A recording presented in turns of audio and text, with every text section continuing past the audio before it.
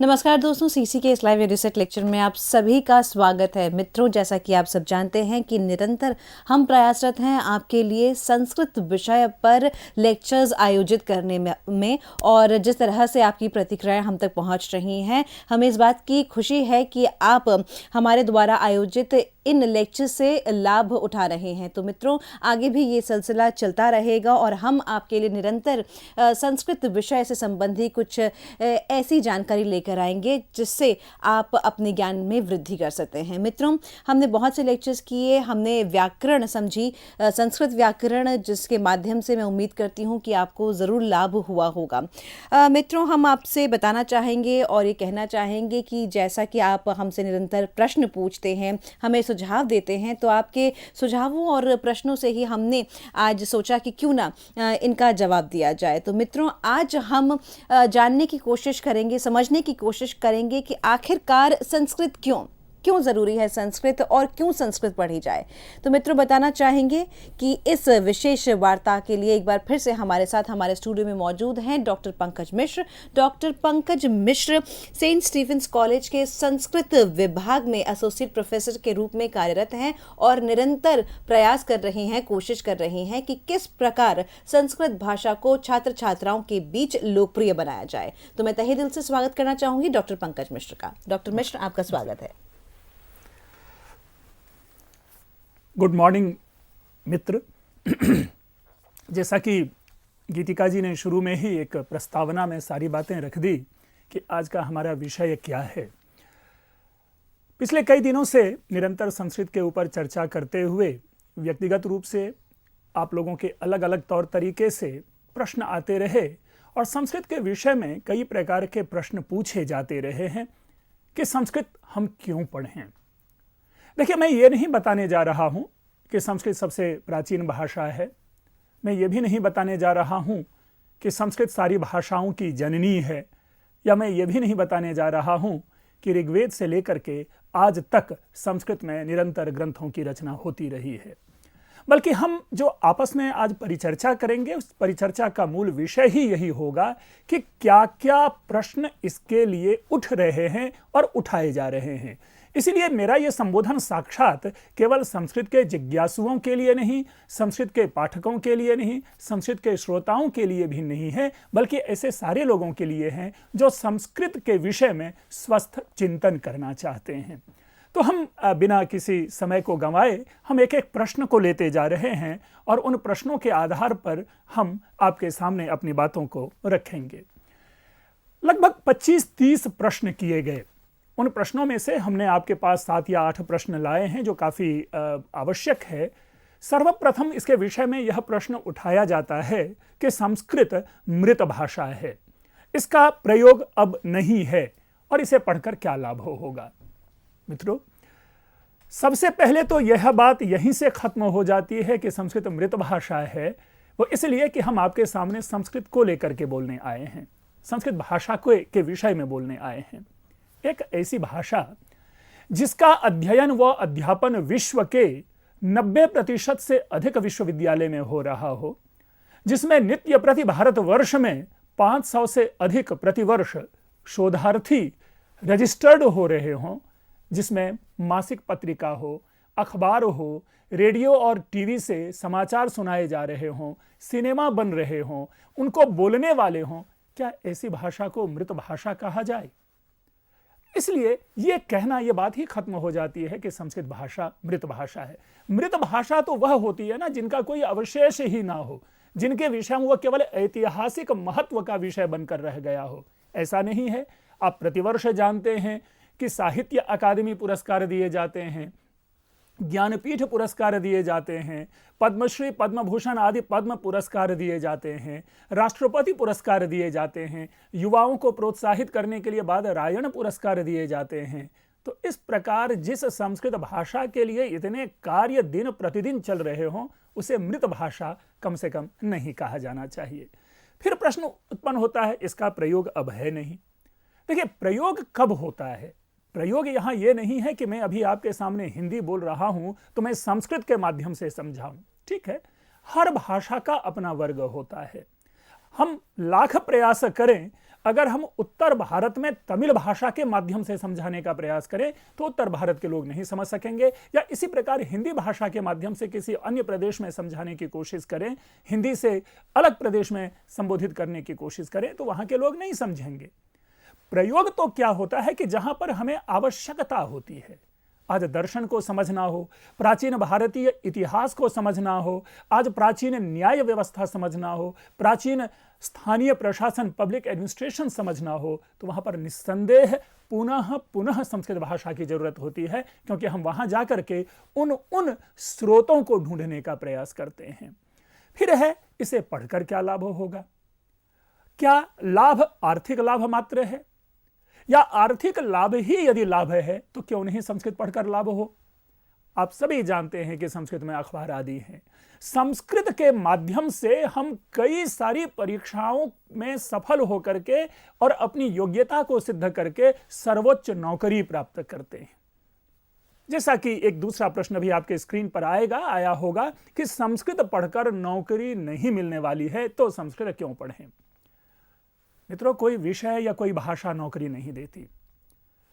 इसे स्पष्ट रूप से ध्यान में रखें कि यदि कोई छात्र प्रबंधन में प्रवेश लेता है, मैनेजमेंट करता है, तो वहां कहीं यह नहीं लिखा हुआ है कि केवल इकोनॉमिक्स और कॉमर्स वाले ही बच्चे मैनेजमेंट में आ सकते हैं, बल्कि हर वो छात्र जिन्होंने बीए की योग्यता या ग्रेजुएशन की योग्यता प्राप्त कर ली है, वे सभी उस मैनेजमेंट के अधिकारी हैं, और तदनुसार संस्कृत के बच्चे भी मैनेजमेंट कर सकते हैं, मैनेजमेंट करते हैं, मैनेजमेंट कर रहे हैं और मैनेजमेंट करेंगे। मूल विषय है, नौकरी मिलती है छात्रों की प्रतिभा, छात्रों के परिणाम और छात्रों के अपने व्यक्तित्व से।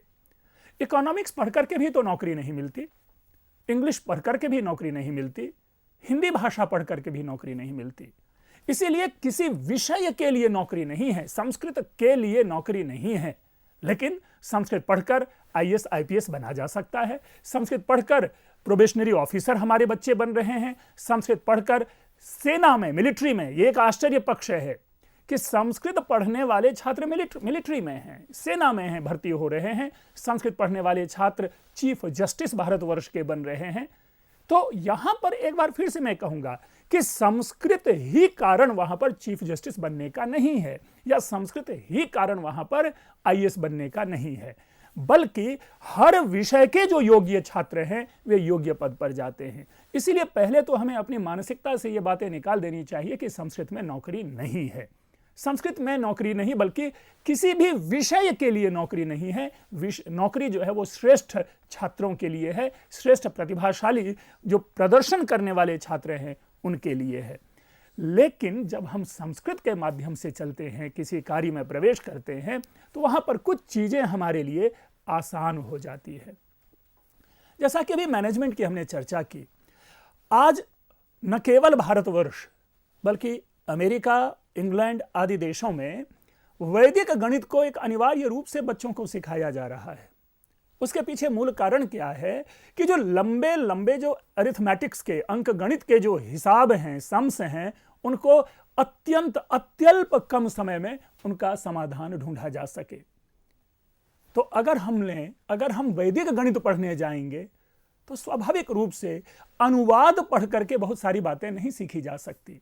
हम आप कह सकते हैं कि संस्कृत में सारी चीजों के अनुवाद हो गए हैं, लेकिन क्षमा करेंगे, यदि अनुवाद में वह क्षमता रहती तो शायद कोई दूसरी भाषा सरवाइव नहीं कर पाती, केवल वही भाषा सरवाइव करती जिसमें सर्वाधिक अनुवाद हो रहा हो। क्योंकि भाषा की जो अपनी मौलिकता है, कहीं कहीं उसकी आवश्यकता होती है विषय की गहराई, विषय की गंभीरता को समझने के लिए। यहां पर मैं एक चीज और स्पष्ट बताऊं कि जो वैदिक गणित है, जिस वैदिक गणित में जो सूत्रों का विवेचन है, विश्लेषण है, उनको समझने के लिए हमें संस्कृत जरूर पढ़ना चाहिए, क्योंकि उनसे आपकी मौलिकता बढ़ती है, उनसे हम अपने आप को अच्छे ढंग से प्रस्तुत कर पाते हैं। तो इसलिए संस्कृत, हमारे लिए कहना कि संस्कृत पढ़कर नौकरी नहीं मिलती, ये गलत होगा। लेकिन इस क्रम में मैं ये जरूर कहना चाहूंगा कि केवल हमारे छात्र संस्कृत पढ़ करके आज फिल्म इंडस्ट्री में है, बॉलीवुड जिसे कहते हैं। आपने कई सारे ऐसी हस्तियों का नाम सुना होगा जिनके नाम को मैं दोहराना यहां पर आवश्यक समझता हूं। नीना गुप्ता जी जो बहुत प्रसिद्ध अभिनेत्री हैं, वो दिल्ली विश्वविद्यालय से उन्होंने संस्कृत पाठ्यक्रम किया था। इसी तरह आपने कई सारे गाने सुने होंगे सपना अवस्थी की आवाज में, एमए से वो संस्कृत हैं।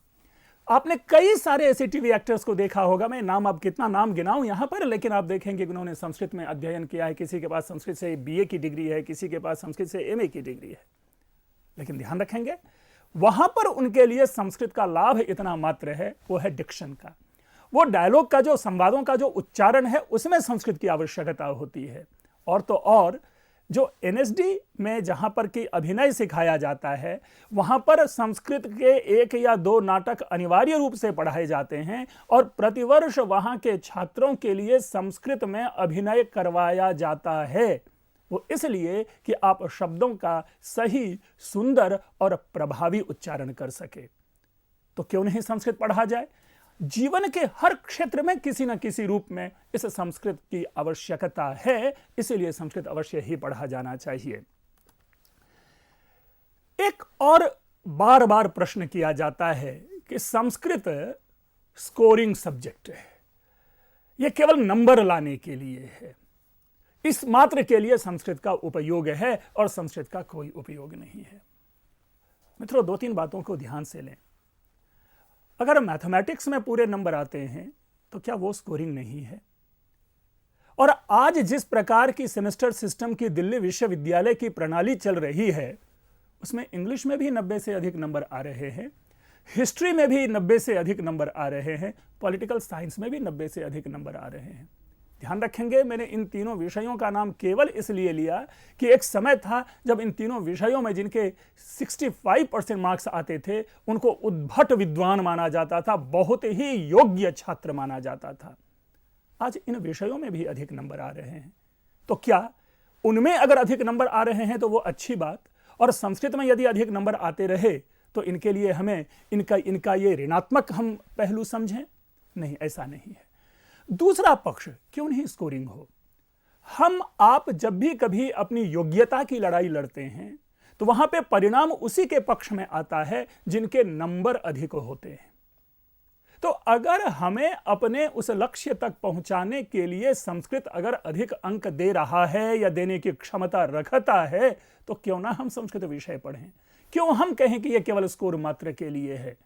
और तो और जितनी भी उच्चतर परीक्षाएं हैं, उच्चतम परीक्षाएं हैं, आईआईटी करने वाले छात्र, एमबीबीएस करने वाले छात्र अपने अपने विषयों को छोड़ करके संस्कृत केवल इसलिए लेते हैं कि मैं आईएएस बनूं, और संस्कृत विषय को लेकर के वो यूपीएससी की परीक्षा देते हैं और तदनुरूप अच्छे अंक ला करके वो अपने लक्ष्य में परिणाम को प्राप्त करते हैं। तो स्कोर की तो आवश्यकता है। अगर हमारे पास अंक नहीं होंगे, भले ही हम योग्यतम छात्र हैं, भले ही हम बहुत ही बढ़िया हम सारी चीजों में हैं, लेकिन अगर परीक्षा में अंक आते हैं तो वह हमारी प्रतिभा के लिए परिचय नहीं बन पाता। इसीलिए कहीं भी किसी भी जगह अंक का भी योगदान है, और मैं समझता हूं कि यदि संस्कृत में अंक अधिक आता है तो ये आते रहना चाहिए, क्योंकि लक्ष्य प्राप्ति के लिए यह हमारे लिए सहायक भाषा बनती है। लेकिन जब अंक आते रहने चाहिए अगर मैं कह रहा हूं, तो इसका कतई अर्थ नहीं कि गलत के भी अंक दिए जाएं। नहीं, गलत के तो अंक कहीं नहीं मिलते, क्योंकि संस्कृत में भी बच्चे फेल करते हैं। अगर ये स्कोरिंग होता तो संस्कृत में बच्चे फेल करते ही नहीं, तो वहां पर भी फेल करते हैं। वस्तुतः हमें यह कहना है कि अन्य विषयों में भी अधिक अंक आते हैं, तो जिस तरह अन्य विषयों में अधिक अंक उनके लिए अच्छा माना जाता है, उसी प्रकार संस्कृत में आने वाले अधिक अंक को भी अच्छा माना जाना चाहिए। और दूसरी प्रमुख बात कि यदि संस्कृत में सबसे अधिक नंबर आता है तो इसे और भी अच्छा माना जाना चाहिए। क्यों? क्योंकि अन्य जगहों पर वही अंक आपका परिचय देता है। तो दोनों रूपों से हमें समझना चाहिए कि यदि संस्कृत स्कोरिंग है तो यह अच्छी बात है। बार बार सब जगह एक आम लोगों में ये चर्चा है कि संस्कृत पूजा पाठ की भाषा है, विज्ञान के युग में इसे कौन पढ़ेगा? दो तरीके से मैंने इस प्रश्न को लिया है कि संस्कृत पूजा पाठ की भाषा है। मित्रों, जहां जिस क्षेत्र की जो भी भाषा होती है, उसी भाषा में उनकी पूजा पाठ की परंपरा है। मैं विशेष नाम नहीं लेना चाहूंगा, लेकिन इंग्लिश भाषा को मानने वाले के जो सारे रिचुअल्स हैं, उनकी जो सारी पूजा पाठ की पद्धति है, वो उसी इंग्लिश भाषा के माध्यम से ही होता है। वहां तो संस्कृत का प्रयोग नहीं आता। इसी प्रकार यदि कहीं पंजाबी भाषा है तो उनके भी सारे कार्यक्रम, उनके भी सारे रिचुअल्स जो हैं, उनके भी श्लोक, उनकी भी स्तुति, उनकी भी विवाह परंपरा सारी उसी भाषा में चलती है। यहां तक कि उर्दू भाषा हो, उर्दू भाषा को पढ़ने वाले, जानने वाले भी लोग, सारे के सारे लोग उसी भाषा में पूजा पाठ करते हैं। तो एक राष्ट्र विशेष जहां की सर्वाधिक जनसंख्या जो है वह इस परंपरा को लेकर के चलती है, तो वहां पर अगर संस्कृत के माध्यम से वो पूजा पाठ की परंपरा है तो वहां संस्कृत का ये ऋणात्मक पक्ष नहीं है, बल्कि ये हमारी भावना का पक्ष है कि हम अपना जो रिचुअल है, हम अपना जो अध्यात्म है, या अपने जो धर्म है, या ईश्वर से जो हम अपना संबंध बना रहे हैं, वो एक भाषा विशेष में है।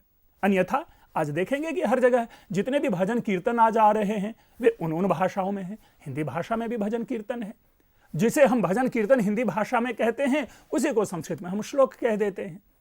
इसीलिए यह पूजा पाठ की भाषा नहीं होनी चाहिए। पूजा पाठ की भाषा तब होती ना जब केवल पूजा और पाठ के लिए ही हो।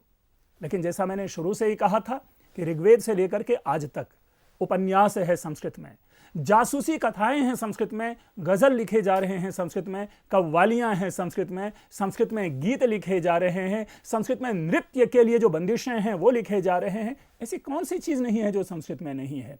एक से एक सुंदर, आपने नाटक का नाम सुना होगा, अभिज्ञान शाकुंतलम हो, मुद्रा राक्षसम हो, मृच्छकटिकम हो, जिनके ऊपर बड़े बड़े डायरेक्टर्स ने मूवीज बनाई है, सीरियल्स बनाए हैं। कहां है पूजा पाठ? पुनः मैं कहना चाहूंगा कि हर भाषा में पूजा पाठ परंपरा है, क्योंकि उस भाषा से उन व्यक्तियों का संबंध है, उनकी अभिव्यक्ति उस भाषा के माध्यम से निकलती है। और स्वाभाविक रूप से जो हमारी अभिव्यक्ति अत्यंत सरलता से ईश्वर तक पहुंचती है, जिस भाषा के माध्यम से पहुंचती है, उसी भाषा के थ्रू हम ईश्वर स्तुति करते हैं। इसलिए सारी की सारी भाषाएं यदि कहें तो वो पूजा पाठ की है। इसलिए संस्कृत मात्र पूजा पाठ की भाषा नहीं है, ना ही मानी जानी चाहिए। विज्ञान के युग में इसे कौन पढ़ेगा? स्वाभाविक प्रश्न है कि विज्ञान के युग का निराकरण या विज्ञान के युग का विरोध संस्कृत भाषा कभी नहीं करती। संस्कृत भाषा है ही विज्ञान की भाषा। दो तरह की वैज्ञानिकता है। एक वैज्ञानिकता तो यह है कि उन भाषाओं में विज्ञान के किन पक्ष को उभारा गया, और दूसरा विज्ञान का पक्ष यह है कि उस भाषा की स्वयं की वैज्ञानिकता कैसी है। मित्रों, यह कहने में मुझे असीम आनंद की प्राप्ति होती है कि एकमात्र संस्कृत ऐसी भाषा है जो सर्वाधिक वैज्ञानिक भाषा है। पिछले कई दिनों से जब व्याकरण का आपने लेक्चर सुना होगा तो पुनः पुनः मैंने उस विज्ञान की बात को जोड़ने का प्रयास किया था कि हम जैसा बोलते हैं वैसा लिखते हैं, जैसा लिखते हैं वैसा बोलते हैं। किसी भी अन्य भाषा में यह क्षमता नहीं है कि जैसा हम लिखें वैसा बोलें, जैसा बोलें वैसा लिखें। हाँ, हिंदी अनुकरण अवश्य करती है, अनुकरण करती है। ध्यान रखेंगे, व्यवहार कई जगह पर ऐसा है कि आज आप अनुस्वार देखेंगे गायब हो रहा है, चंद्रबिंदु गायब हो रहा है। इसलिए यह भी कहते हुए, मुझे हिंदी पे कहते हुए, टिप्पणी करते हुए आनंद हो रहा है कि जैसा बोला जाता है वैसा हिंदी में लिखा नहीं जाता है। लेकिन संस्कृत भाषा ऐसी वैज्ञानिक भाषा है कि इनमें वाक्यों में जटिलता नहीं है। कहीं भी कर्ता, कहीं भी क्रिया, कहीं भी कर्म का आप विनिवेश कर सकते हैं। तीसरी जो सबसे बड़ी बात है कि विज्ञान आए दिन आज जो संस्कृत के लिए एक वातावरण का निर्माण हो रहा है, आप उनमें सुनते पाए जाते होंगे कि संस्कृत में विज्ञान के कैसे कैसे तत्व भरे पड़े हैं। आप यूं समझें कि यहाँ के लोगों के मन में उत्पन्न होने वाली बातें और जो वैज्ञानिक प्रयोग है, उन सारी की सारी बातों की सन्निधि, खजाना, कोश संस्कृत भाषा है। सुश्रुत संहिता का नाम किसने नहीं सुना होगा? विश्व का प्रथम व्यक्ति माना जाता है, प्रथम चिकित्सक माना जाता है जिन्होंने शल्य चिकित्सा की थी, संस्कृत में उपलब्ध है। चरक संहिता का नाम कौन नहीं जानता?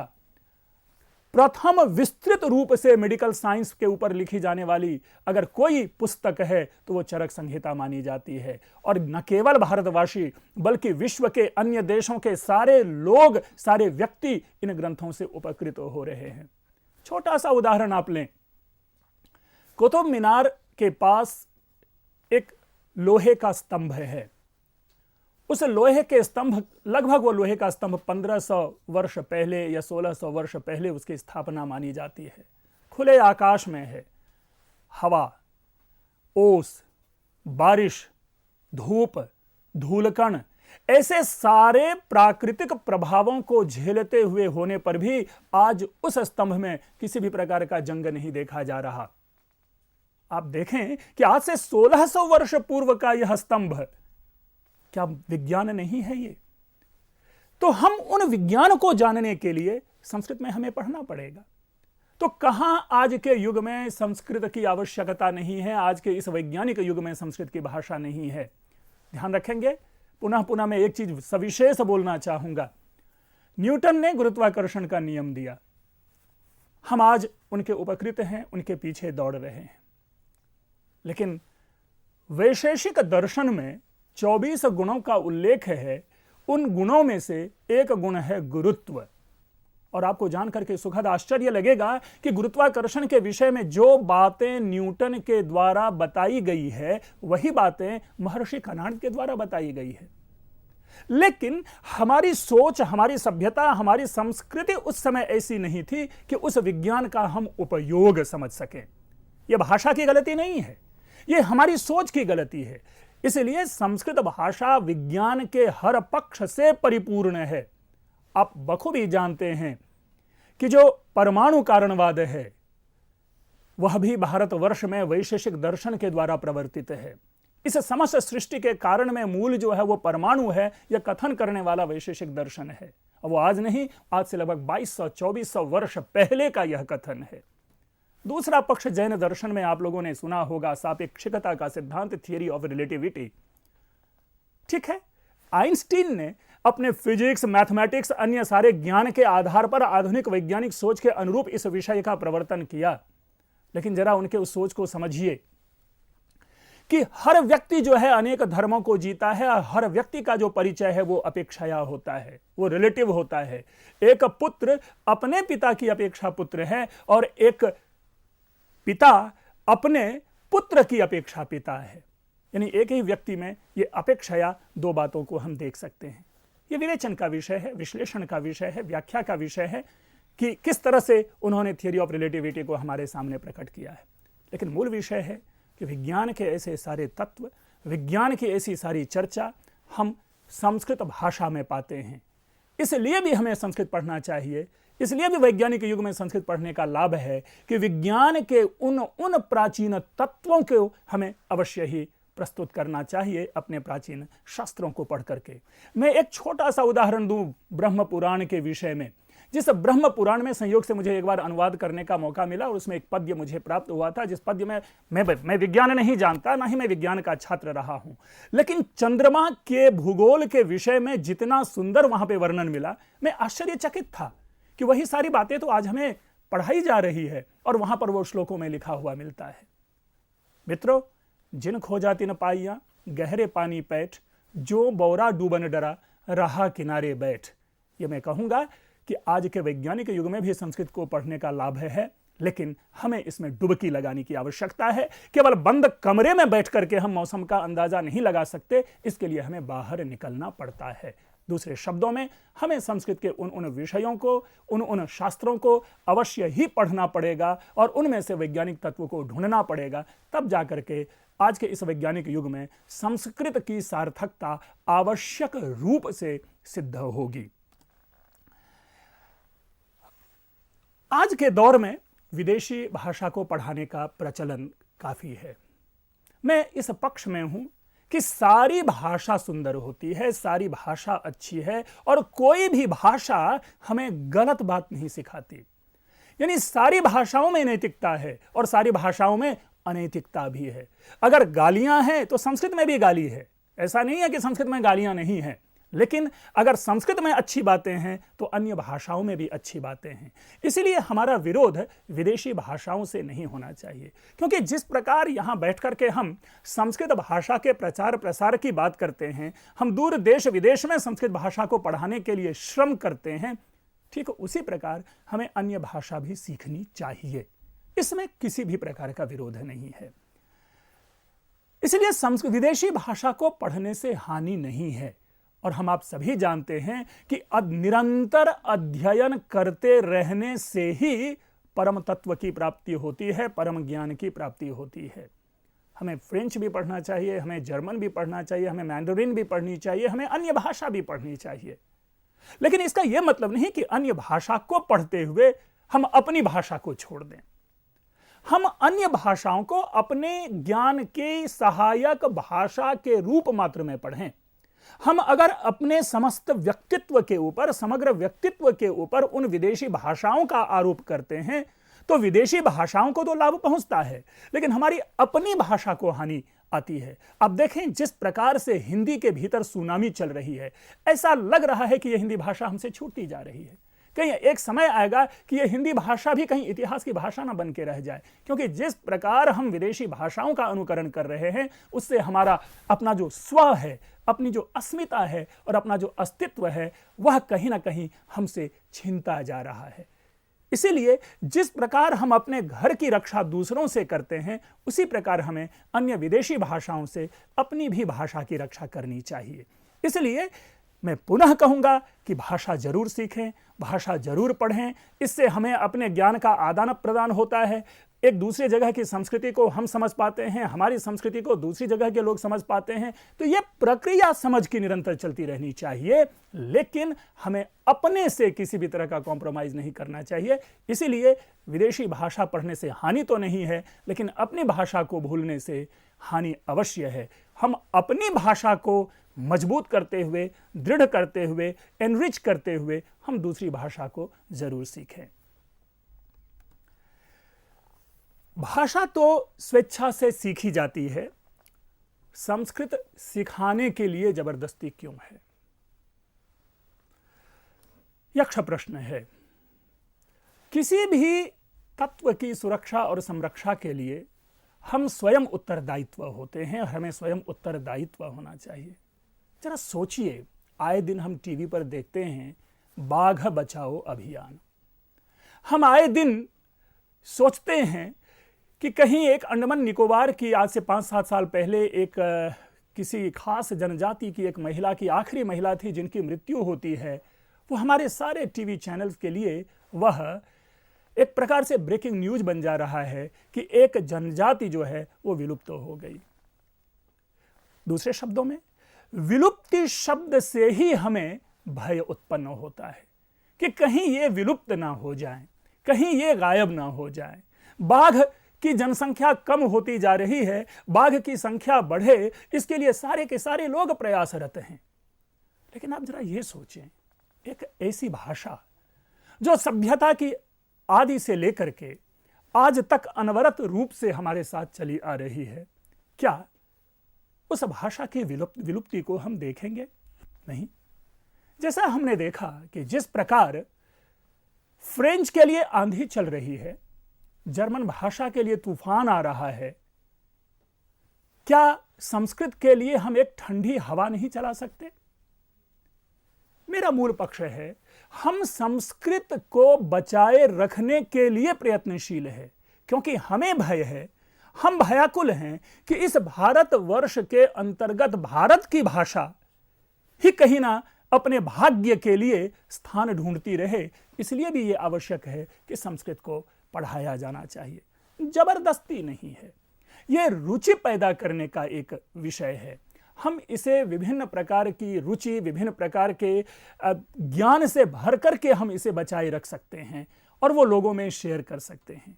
ये जबरदस्ती इसे नहीं कहना चाहिए, बल्कि संस्कृत को सीखने का एक अवसर प्रदान किया जा रहा है, इसके लिए प्रयास मात्र है।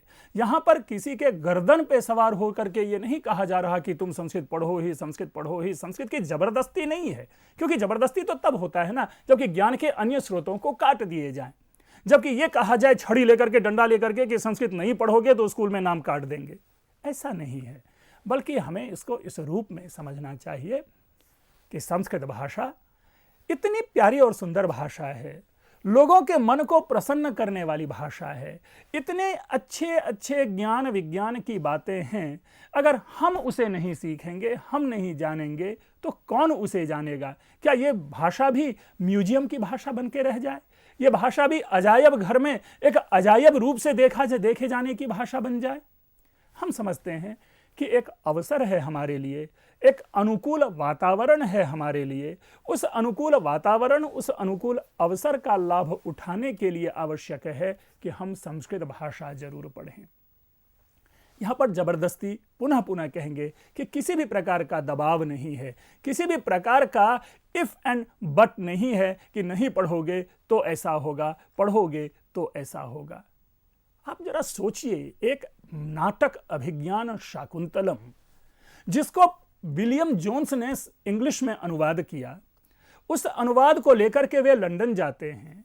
वहां पर कोई E.M. फॉरेस्टर नामक एक स्कॉलर उसका जर्मन में अनुवाद करते हैं, और जर्मन भाषा में किए गए उस अनुवाद को जर्मन कवि गेटे पढ़ते हैं, और गेटे पढ़कर के ये कहते हैं कि ऐश्वर्यम यदि वांछसि प्रिय सखे शाकुंतलम सेव्यताम। यानी अगर आप काव्य के आनंद का, काव्य के ऐश्वर्य को जानना चाहते हो तो अभिज्ञान शाकुंतलम पढ़ो। और जिस देश विदेश में जानने के बाद लोगों ने कालिदास को शेक्सपियर कहा, कालिदास को पढ़ने का एक माहौल तैयार हुआ और वहां के लोगों ने पढ़ा, तब जाकर के इनको शेक्सपियर कहा। आप बताएं कि उस देश की उस पुस्तक के विषय में अगर हम नहीं जाने तो यह हमारे लिए दुर्भाग्य होगा, अगर हम साहित्य से प्रेम करने वाले हैं। इसी बीच में एक विषय आया था, कालिदास को शेक्सपियर कहा जाना, उसे भी हम समझ लें कि कालिदास को शेक्सपियर से कंपैरिजन नहीं किया गया, बल्कि विलियम जोन्स ने, जब ये अभिज्ञान शाकुंतलम का अनुवाद करके विलियम जोन्स जब गए लंदन, तो उन्होंने पूछा, भाई ये कौन है? कालिदास को कोई नहीं जानता। आप जरा सोचिए कि लगभग 18वीं सेंचुरी में विदेशों में कालिदास को नहीं जान रहा है, और वहां पर जाकर के एक व्यक्ति बता रहा है कि यह कालिदास के द्वारा लिखा गया एक नाटक है अभिज्ञान शाकुंतलम। तो लोग वहां पूछते हैं कौन कालिदास? तो तब वो वहां पर कहते हैं कि ये भारत के शेक्सपियर है। दूसरे शब्दों में उन्होंने शेक्सपियर के माध्यम से कालिदास को इंट्रोड्यूस किया है विश्व में, कि जिस प्रकार तुम अपने इंग्लिश में, अपने अंग्रेजी साहित्य में शेक्सपियर को जानते हो, उसी प्रकार संस्कृत साहित्य में कालिदास को जाना जाता है, और ये सर्वश्रेष्ठ कवि हैं। आप जरा सोचें कि विश्व के बुद्धिजीवी भारतीय साहित्य का जहां पर इतना अधिक आदर कर रहे हो, यानी जरूर कुछ उस साहित्य में है, जरूर कुछ उस विषय में है, और हम अपने यहां अगर उसे नहीं पढ़ेंगे, उसके रहस्य को नहीं जानेंगे, फिर कैसे ये हम अपने भारत की भारतीयता को समझ पाएंगे, हम अपने को समझ पाएंगे। दूसरा एक और पक्ष हम जानते हैं, इसमें लेने की कोशिश करते हैं कि बार बार चर्चा आती है, गीता है, महाभारत है, रामायण है, या वेद आदि हैं, उपनिषद हैं।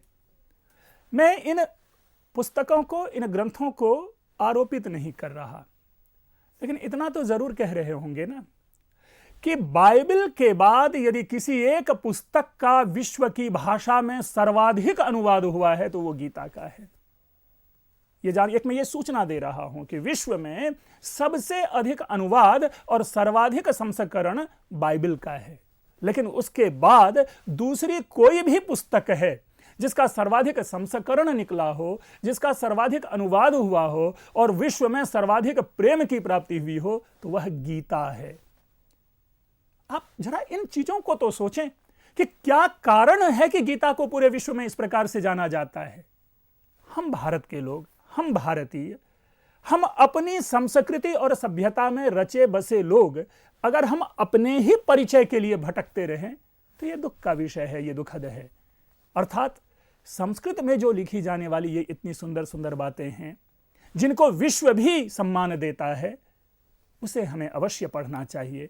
इसीलिए उसके लिए एक अवसर है, उसके लिए एक वातावरण का तैयार किया जाना है, ना कि जबरदस्ती किसी के ऊपर किसी भाषा का आरोपण किया जा रहा है। एक प्रश्न है कि नवीनता और वैज्ञानिकता का समावेश करके संस्कृत को रुचिकर क्यों नहीं बनाया जा सकता है या बनाया जा रहा है। मित्रों, यह प्रश्न इसलिए बार बार आता है कि बचपन से ही हम रटते आ रहे हैं। रामः रामो रामाः, हेलते हेलते हेलताः आदि ऐसी जो एक रटने की बातें हम में डाल दी गई है। इसीलिए लोगों ने यह कहना प्रारंभ किया कि संस्कृत जो है उसकी जो पढ़ाने की पद्धति है वो अरुचिकर है और इसको जो पढ़ाने की परंपरा है उसमें वैज्ञानिकता नहीं है। चलिए एक क्षण के लिए आप लोगों के इस प्रश्न से मैं पूर्णतया सहमत हूं, लेकिन दूसरा पक्ष जो इसके साथ निकल कर आ रहा है, एक जो बार बार आरोपण लगता है वह है रटने की बात, रटाने की बात कि भाई संस्कृत भाषा ऐसी भाषा है जिसमें रटना बहुत अधिक पड़ता है। मैं इसका यहीं से पहले खंडन कर दूं। कौन सा ऐसा विषय है जिसको आप रटे बिना पढ़ते हो? क्या अर्थशास्त्र के विभिन्न सिद्धांतों को आप रटते नहीं? क्या इतिहास की सारी तिथियों को आप रटते नहीं? इतिहास की जो क्रोनोलॉजी है आप उसे रटते नहीं? क्या मैथमेटिक्स के जो थ्योरम है उसे आप रटते नहीं? आपने गुरुत्वाकर्षण सिद्धांत केवल थियरी ऑफ ग्रेविटी पढ़ी और आपको तीनों के तीनों नियम आपको याद हो गए? क्या ऐसा होता है? कभी नहीं होता। किसी भी विषय को अच्छी तरह से जानने के लिए रटना एक माध्यम है, न कि अवैज्ञानिकता है। कहीं भी विश्व के किसी भी यूनिवर्सिटीज में चले जाएं, विद्यालय में चले जाएं, वहां पर भी इन नियमों को अवश्य ही रटा जाता है, अवश्य ही रटवाया जाता है। और तो और पॉलिटिकल साइंस पढ़ते होंगे, जो भारतीय संविधान की जो प्रस्तावना है जिसे हम बचपन से याद करते आ रहे हैं, क्या उसे रटे बिना हम बोल पाएंगे? हम राष्ट्रगान रटते हैं, हम अन्य सारे जितने भी चीजें हैं बिना रटे उनको नहीं हम प्रस्तुत कर सकते हैं। एक श्रेष्ठ गायक अगर गाना को रटेगा नहीं पूरी तरह से तो उनके गाने का जो उतार चढ़ाव है, उनके गाने के जो शब्द के उच्चारण है वो सही नहीं बन पाता। एक अभिनेता अपने डायलॉग को रट करके अगर स्टेज पे नहीं बोलेगा तो उनका अभिनय अनुकूल नहीं होगा। एक कलाकार अपने मन में उन सारी बातों की योजना अगर पहले से ही तैयार करके नहीं रखेगा तो वो कला का श्रेष्ठ प्रदर्शन नहीं कर सकता। अर्थात बिना रटे हुए या रटने के अभ्यास की परंपरा से निकले हुए आप जीवन के किसी भी क्षेत्र में अच्छा नहीं करते। यहां तक कि बड़े बड़े भाषण भी आप रट करके ही बोलते हैं। वहां तो संस्कृत नहीं है, वहां तो संस्कृत आपको प्रेरित नहीं कर रही कि भाई रटो रटो रटो। अगर संस्कृत में इस प्रकार की विधा है रटने की तो हम ये अनुकूल वातावरण कहते हैं, हम उसे भाषा के ज्ञान के लिए अनुकूल स्वरूप समझते हैं, विज्ञान समझते हैं, क्योंकि इसके माध्यम से जब हम आगे निकलते हैं तो शब्दोच्चारण में हमें दोष नहीं उत्पन्न होता। कई सारे ऐसे हैं उच्चारण जिनका यहां पर वो किया जाना बड़ा मुश्किल है, लेकिन आपने सुना होगा एक शब्द है सुश्री। अगर आप सुश्री का उच्चारण सही नहीं करते तो एक ये भयंकर गाली बन जाती है। क्षमा करेंगे, इसका उच्चारण सामान्यतया लोग इस प्रकार करते हैं, सुसरी। आप जरा समझें कि क्या इस प्रकार के उच्चारण से समाज में हम अपना स्थान अच्छा बना सकते हैं? नहीं बना सकते। इसीलिए वहां पर रटना जरूरी है, रट करके अच्छी बातों की प्रस्तुति करना जरूरी है। हिंदी की कविताओं को रटते हैं, अन्य भाषाओं की कविताओं को रटते हैं। इसलिए यदि संस्कृत में भी रटने की परंपरा है तो उनको गलत दृष्टि से नहीं देखा जाना चाहिए। अब प्रश्न उत्पन्न होता है कि रटने की जो घिसी पिटी परंपरा है उसमें हम परिवर्तन ला सकते हैं, उनको हम रोचक तरीके से प्रस्तुत कर सकते हैं, और तब हमारी सहमति आपसे जरूर बनती है कि इसमें वैज्ञानिकता का समावेश होना चाहिए।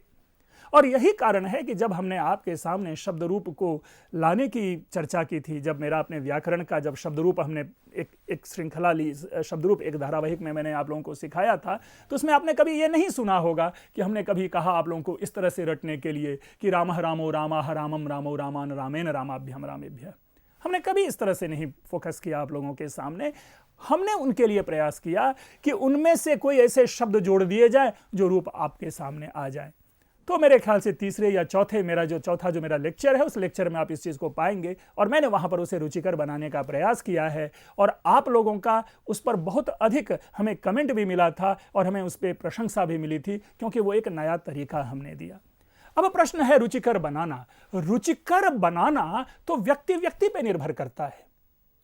एक श्रेष्ठ, सबसे योग्य और विद्वान शिक्षक आवश्यक नहीं कि वे अच्छे ऑरेटर हो सकें। इसलिए कभी कभी इकोनॉमिक्स की कक्षा भी जो है वो बोरिंग लगती है, लेकिन कभी कभी एक अच्छा शिक्षक संस्कृत जैसे परंपरावादी विषय को भी आपके सामने रुचिकर बना करके प्रस्तुत कर सकता है।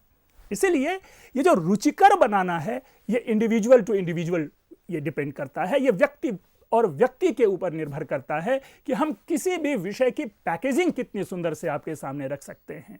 एक कम जानकार, कम पढ़ा लिखा हुआ व्यक्ति भी अपनी बात को अच्छी तरह से तरीके से प्रस्तुत कर सकता है और एक योग्य व्यक्ति भी अपनी बातों को बोरिंग लहजे में प्रस्तुत कर जाता है। इसीलिए रुचिकर बनाना यह भाषा की योग्यता नहीं है रुचिकर होना, अन्यथा आप रुचि की बात अगर उत्पन्न करना चाहें तो कई ऐसे सुंदर सुंदर श्लोक हैं, कई ऐसी सुंदर सुंदर बातें हैं जिनके माध्यम से रुचियां उत्पन्न होती हैं।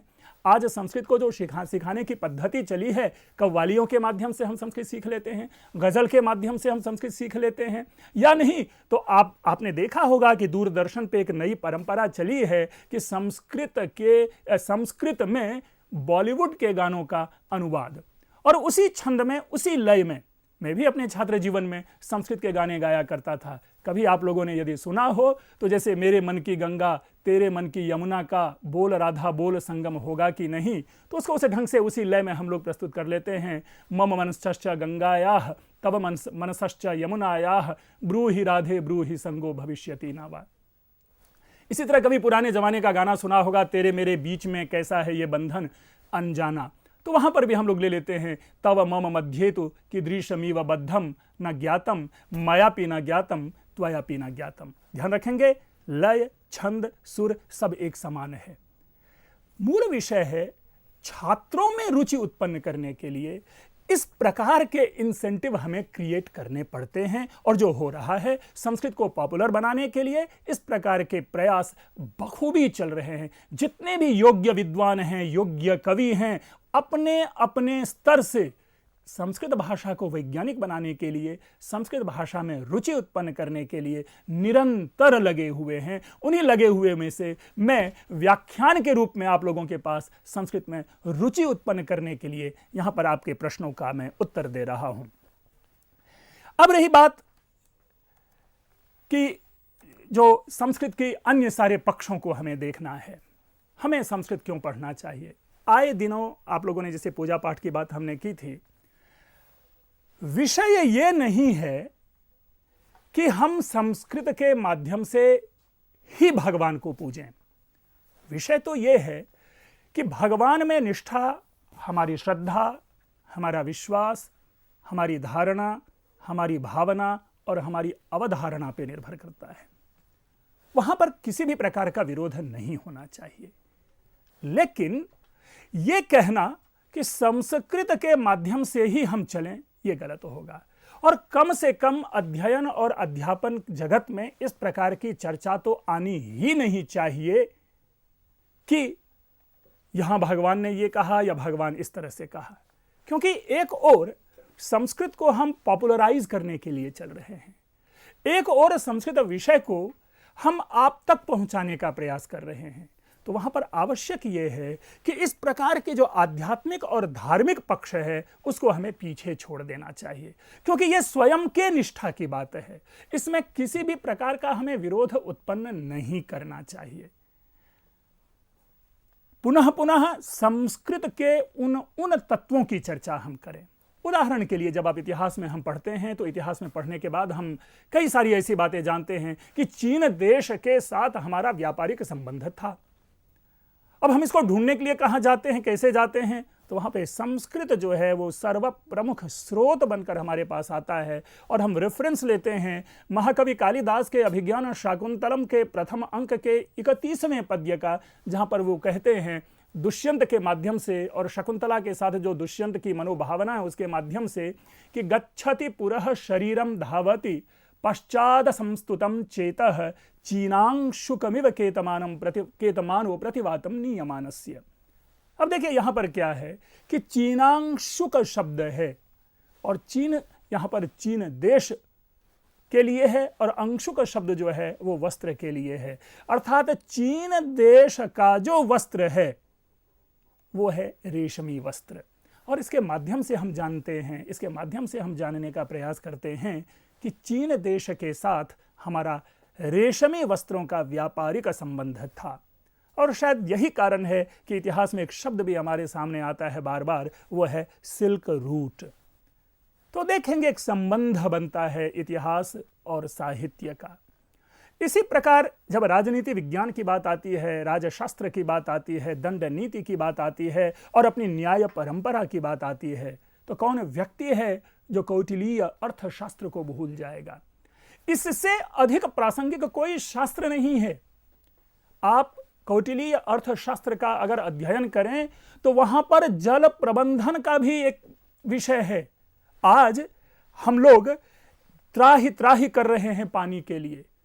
स्वच्छ पानी हमें पीने के लिए कैसे मिले, स्वच्छ जल को कैसे पहुंचाया जाए घर तक, इसके ऊपर चिंतन हो रहा है। उसके ऊपर हर प्रकार के व्यक्ति से एक तरह से सुझाव मांगे जा रहे हैं, और बड़े बड़े अधिकारी लगे हुए हैं। मौर्य काल में, आज से लगभग 2500 वर्ष पहले, आप सोचें कि चाणक्य ने इन विषयों के ऊपर में अच्छी तरह से चिंतन किया हुआ है। जल प्रबंधन के लिए जल को कैसे बचाया जाए, जल की संरक्षा कैसे की जाए, जल को कैसे पहुंचाया जाए, नीचे से ऊपर कैसे पहुंचाया जाए। ठीक है, उस समय का तंत्र आज के तंत्र से विपरीत हो सकता है, क्योंकि वहां पर अधिकांश जो तंत्र होते थे वो मनुष्य स्वयं अपने शरीर, अपने श्रम, अपने बल से करते होंगे। आज भले ही कंप्यूटर युग है, लेकिन मूल विषय है कि मनुष्य उसका संपादन करे या कंप्यूटर के माध्यम से उसका संपादन किया जाए। मूल विषय है जल की सुरक्षा। तो वहां से उन विषयों को हम ग्रहण करते हैं, उन विषयों का हम अपने जीवन में उतारते हैं। यही नहीं, देखिए मैं किरातार्जुनीयम का 2-3 छोटा सा उदाहरण दूंगा।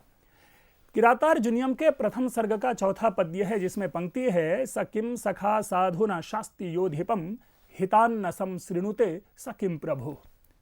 वह राजा अच्छा राजा नहीं है जो अपने मंत्री के सत्परामर्श को नहीं सुनता, और वह मंत्री बुरा मंत्री है जो अपने राजा को सत्परामर्श नहीं देता।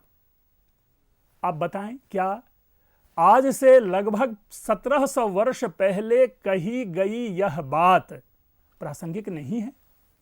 आज भी हम देखते हैं कि अगर हमारे नेतृत्व और उनके सहायक में अगर सुखद संबंध नहीं है तो वो व्यवस्था चरमरा जाती है, प्रगति रुक जाती है, विकास रुक जाता है, और फिर हम कहीं ना कहीं किसी न किसी रूप में एक पॉलिटिकल टर्मोइल को फेस करते हैं। इसी तरह से आए दिनों जब हम आक्रमण देखते हैं अपने ऊपर किसी विरोधी गतिविधियों के माध्यम से, मैं फिर एक पंक्ति आपको दोहराना चाहूंगा किरातार्जुनीयम की।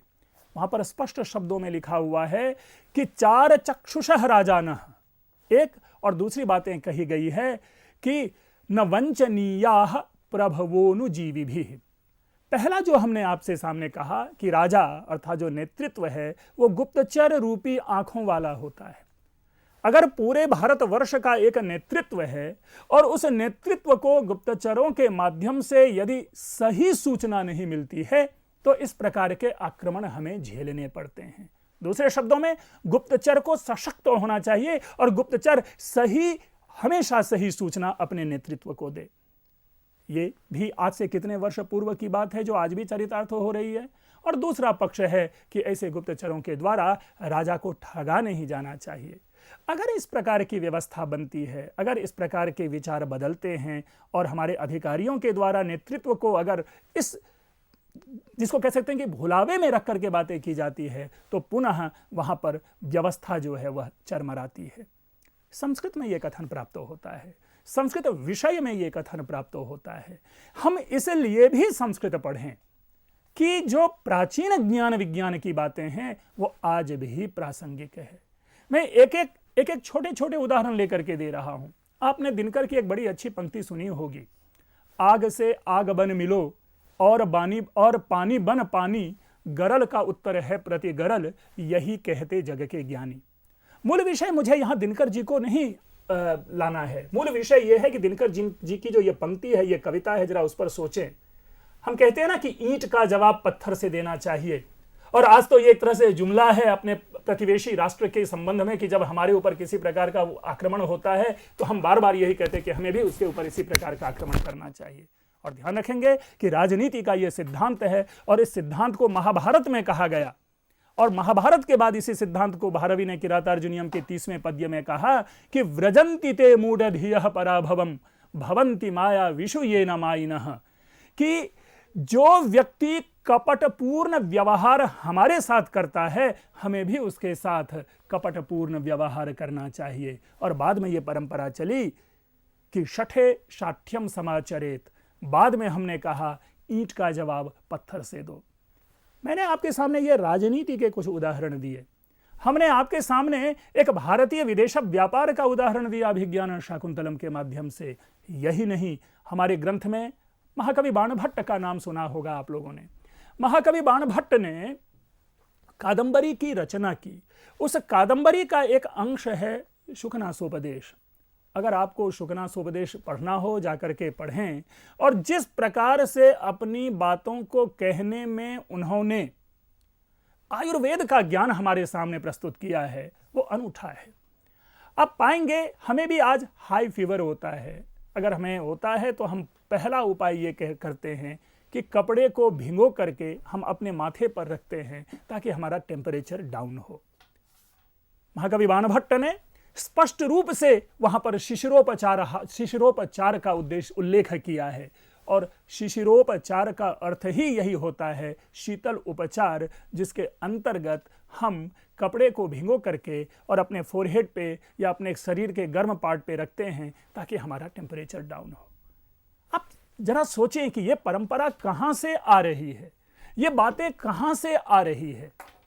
मैं पुनः पुनः कहता हूं कि मुझे ज्ञान विज्ञान का ज्ञान नहीं, लेकिन इतना जरूर कहूंगा कि जब जब हम अपने साहित्य को पढ़ते हैं तब तब इन विषयों का हमें बोध होता है, इन विषयों का ज्ञान होता है। आपने बार बार सुना होगा कि भाई हवाई जहाज, वायु निर्माण, विमान शास्त्र, यह अन्वेषण का विषय है। यह वैज्ञानिक लोग इस पर चिंतन करेंगे कि भारतवर्ष में विज्ञान था या नहीं। पुष्पक विमान को भी एक क्षण के लिए हम भूल जाएं कि यह विमान नहीं था, लेकिन जो मूल विषय है उसको जरूर ध्यान रखना चाहिए कि जब महाकवि कालिदास अभिज्ञान शाकुंतलम में दुष्यंत को स्वर्ग से उतरते हुए दिखाता है, तो उतरने के क्रम में ऊपर से जिस प्रकार धरती दिखती है, पेड़ छोटे हो रहे हैं, नजदीक आते जा रहे हैं, पेड़ बड़े होते जा रहे हैं, यह कल्पना का विषय नहीं होगा, या कल्पना का विषय नहीं हो सकता है जब तक किसी भी उस काल के या उस काल से पूर्व के व्यक्ति ने इसका अनुभव ना किया हो। भाई हम आप कल्पना, ठीक है, हमने कंप्यूटर नहीं देखा, हमने लैपटॉप नहीं देखा, लेकिन दूसरों के मुंह से सुनकर के तो उसका अनुमान कर ही लेते हैं कि कैसा होगा, क्या होगा। अर्थात दूसरे शब्दों में दूसरों के पास इसका अनुभव है, तब हम जाकर के आपके सामने किसी प्रकार की चर्चा करते हैं कंप्यूटर के बारे में या लैपटॉप के विषय में। अगर कालिदास ऊपर से उतरते हुए इस प्रकार का वर्णन हमारे सामने प्रस्तुत कर रहा है, तो हम क्यों नहीं माने अनुमान प्रमाण ही सही कि जरूर किसी ने ऊपर से नीचे उतरने का अनुभव प्राप्त किया होगा। नहीं भी प्राप्त किया होगा तो हमारे प्राचीन मनीषियों का चिंतन इतना प्रबल था कि उस चीज का वो सहज अनुमान लगा बैठे थे। तो भले ही प्रयोगात्मक रूप नहीं, लेकिन सिद्धांत अवश्य ही विद्यमान था विमान का। मैं पुनः पुनः कह रहा हूं कि यह पुनः शोध का विषय है, यह वैज्ञानिक चिंतन करे कि था या नहीं। मैं उसके पक्ष की बात नहीं कर रहा, लेकिन इतना जरूर कर रहा हूं कि लोगों ने अनुभव में इसको देखा, इसको पाया है, और वो वर्णन हमें शास्त्र में मिलता है। रेनबो के विषय में आपने सुना है, हमारे साहित्य में इंद्रधनुष के निर्माण के विषय में भरे पड़े पद्य हैं, कमी नहीं है पद्य। विषय ये नहीं है कि साहित्य में भरे पड़े हैं, विषय ये है कि जहां जहां ये बातें लिखी हुई है उनको समझने के लिए हमें उस भाषा का ज्ञान आवश्यक है। और वह जो भाषा है जो हमें प्राचीन साहित्य तक पहुंचाती है, वह संस्कृत भाषा है। इसीलिए संस्कृत का पढ़ना अत्यावश्यक है। अब भले ही अनिवार्य रूप में ना पढ़ें, भले ही आप आवश्यक रूप में ना पढ़ें, लेकिन संस्कृत को सहायक रूप में पढ़ने की अनिवार्यता तो जरूर बना सकते हैं, क्योंकि ये हमारी और हम सब की आवश्यकता है। मैं समझता हूं कि आपके जो कुछ ज्वलंत प्रश्न थे उनको यथासंभव हमने अपने इस व्याख्यान में समाहित करने का प्रयास किया, और आने वाले दिनों में यदि आपके और भी कोई इस तरह के यक्ष प्रश्न होंगे तो उनका समाधान हम जरूर किसी अच्छे तर्क के माध्यम से करेंगे। आप लोगों ने ध्यानपूर्वक इसे देखा सुना, इसके लिए आप लोगों का बहुत बहुत धन्यवाद। जी, इसी के साथ धन्यवाद देना चाहेंगे हम डॉक्टर पंकज मिश्र का, जिन्होंने सफलतम रूप से प्रश्नों का जवाब दिया है उन सभी छात्र छात्राओं का जो संस्कृत सीख रहे हैं और जो नहीं भी सीख रहे हैं उनका भी, क्योंकि इनको सुनने के बाद उम्मीद करती हूँ कि कहीं ना कहीं आपके मन में जिज्ञासा ज़रूर उत्पन्न हुई होगी कि संस्कृत भाषा को समझना मुश्किल नहीं है, कठिन नहीं है। हाँ, जैसा कि इन्होंने खुद कहा कि हमें विभिन्न पद्धतियाँ अपनानी होंगी संस्कृत भाषा को सीखने में, तो कहीं भी अगर आपको एक ऐसी पद्धति मिलती है जिसके माध्यम से आप इस भाषा को सीख सकते हैं, अच्छे पढ़ाने वाले मिलते हैं, तो ज़रूर ज़रूर आप उनके चरणों को पकड़ लें और इस भाषा को सीखने के लिए पूरी कोशिश करें। तो मित्रों, हम यही बताना चाहेंगे कि जल्द ही हम आपके लिए संस्कृत भाषा में एक नई श्रृंखला आयोजित करेंगे, और डॉक्टर पंकज मिश्र से हमारा यही निवेदन है कि निरंतर वो यहाँ आते रहें और हमारे सभी छात्र छात्राओं को लाभान्वित करते रहें। तो मित्रों, आपसे जल्द मुलाकात होगी, तब तक के लिए नमस्कार। नमस्कार सर।